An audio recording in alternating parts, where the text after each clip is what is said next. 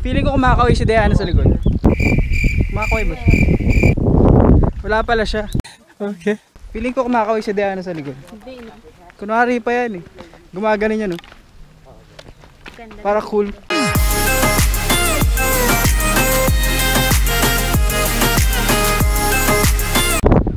So guys, I'm back. Medyo matagal-tagal lang akong nawala sa pag-vlog, pero now I'm back. And we're here at Dingalan. Dingalan Feeder Port. This is my first time here, and tingnan natin kung anong offer sa atin ng Dingalan. Pakilala ko din sa inyo ang mga kasama ko. Time-lapse sila. By the way, quick update guys. Medyo matagal nga ako nawala. I've been to many places. First off, punta ako ulit sa Burias. And I'm here sa isa na namang isla. Well, napuntahan ko na to dati. This is Sombrero Island. One of the islands in Burias. Tapos, punta ako sa kasal ng isang kaibigan. Uy! More! They want more! They want more! Palapakan natin ang RIP bro, RIP. Then bumalik ako sa Maniwaya.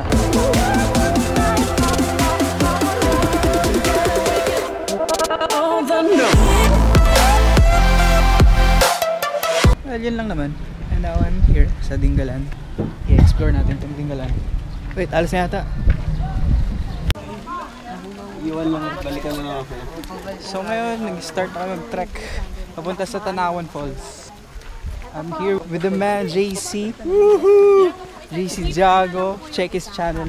I'll link it down below.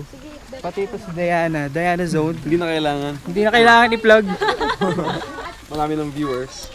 Dapat plug niyan. Dapat kami i-plug mo. Tama pala. So, sabi nila mga ilan? Mga 15 minutes? 20 minutes trek? Ito 20. Basta 5 minutes. Basta 20. Guys, 5 minutes in. 5 minutes na ba tayo? Sana nakikita yung view sa likod ko, no? Grabe. So, nakapanik na kami sa tuktok dito. Pero, syempre, nakapanik na, bababa ka pa din para ma-reach me falls. Doon yung trail. So, tara, tingnan natin. Yo, naririnig ko na yung falls. Medyo sketchy yung maglakad dito.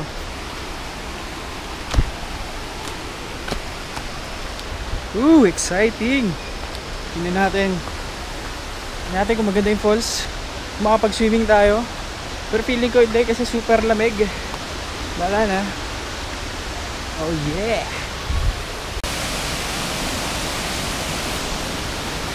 Mini falls? Oh!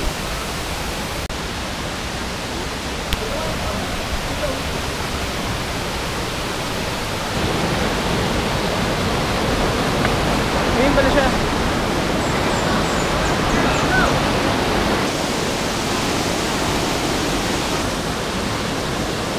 This is Tanawan Falls. Dito pwede ka mag-swim. The water is so clear. Sa taas may mga nagsisim na. Ay, pwede ka tumalon. Pero ayoko tumalon. Malamig yung tubig eh. I'm gonna stick to filming na lang siguro. Woo! So, ngayon, tapos na kami dun sa falls. Pabalik na kami sa taas para kumuha ng time-lapse. Mukhang maganda na yung araw ngayon. Lumabas na yung araw. Kanina wala. Cloudy. So, ngayon mukhang maganda mag-time-lapse. So, dahil tao.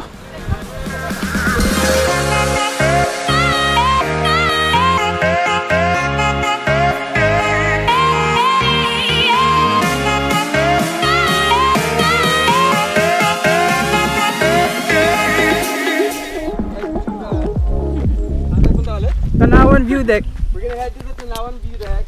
Bababa na kami, we're going down. We're going down, down. Feeling ko kumakaway si Diana sa likod. Kumakaway ba siya? Wala pala siya. Okay. Feeling ko kumakaway si Diana sa likod. Hindi na. Kunwari pa yan eh. Gumaganin yan, no?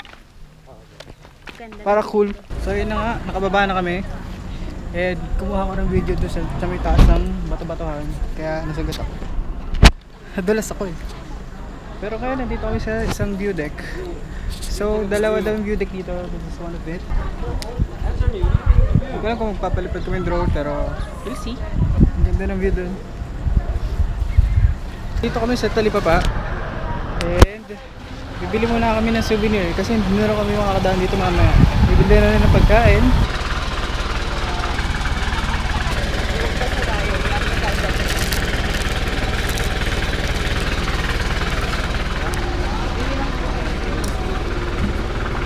Usually ref magnet lang naman talaga binibili doon. Pakuha na agad ako. Guys, we're back here sa feeder port. And nandito kami kanina kasi medyo madaming tao kanina, so nag-falls muna kami and now pupunta kami sa White Beach. Sakay tayo ng bangka. Come with me guys. Yo, so pasakay na kami. Dito kami sasakay sa lahat ng bangka na to. Pasya kami dyan. Walang bubong. Pagbaba natin tayo, may bubong na. Sakay na.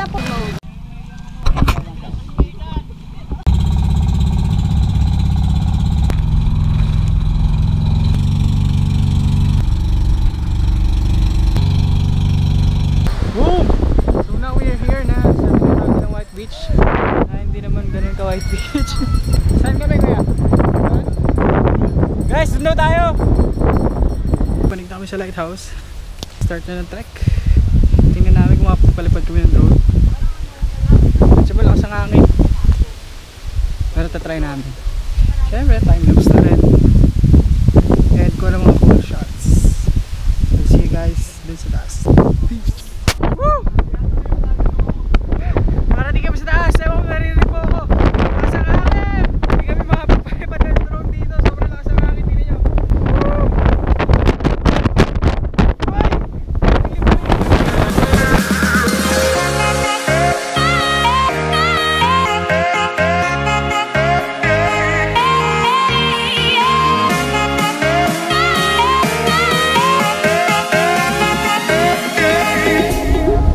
Yo, what's up guys? Hindi na pwede pumasok sa loob, sarado na siya. Ito yung lighthouse sa Dingalan, Aurora. Mahirap makapalik dito. Pero 30 minutes din bago kami makapalik. Galing kami doon sa kabila na yun. Tapos bumaba kami, umahon ulit papunta dito. Nakakapagod pero sulit yung ganda dito. Pakita ko sa inyo. Nag hyperlapse din ako. Pakita ko sa inyo mamaya. Nagpa-vlog na rin siya. Tingnan niyo yung view guys. Sobrang nakakapagod pero super worth it. Uulan na. Wala na makababa agad. Gutom na ako. A few moments later. Haggard. Nakakapagod. Nakakahilo yung init sa taas. Walang... Guys, walang kakain na. Sabi kakain. Dito. Golden fight. Kakain na daw. Kain na tayo, Chibog guys. time. Chibog time. Halika na. Yun, so guys, dito na yung bangka namin. So this concludes our Dingalan day tour. Babalik na kami sa anong port yun? Basta babalik kami doon. Tapos ayun, magkukwentuhan ulit tayo mamaya. So ayun, see you guys there.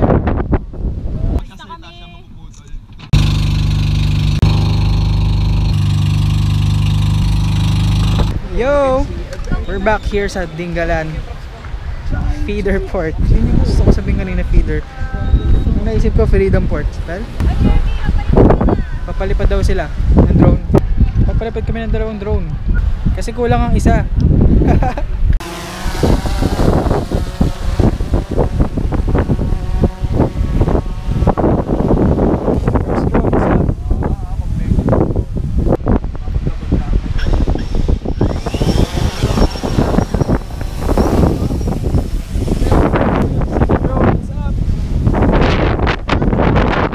Parang saranggola, dala-dalawa eh.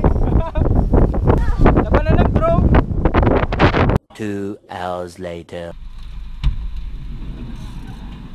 So guys, nandito kami sa Ironheart Dingalan signage. I don't know, makikita nyo pero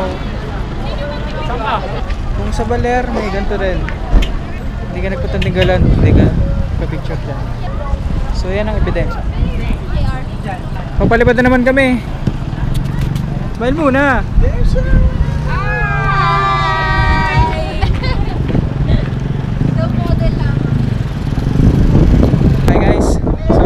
sign off this vlog now. And I hope you did had fun. I enjoyed yung mga pinunta namin. Don't forget to subscribe to his channel, Casey Diago. Follow her Facebook. Ililink ko yung mga pages nila sa baba. So, see you guys sa next vlog. Till next time. Peace!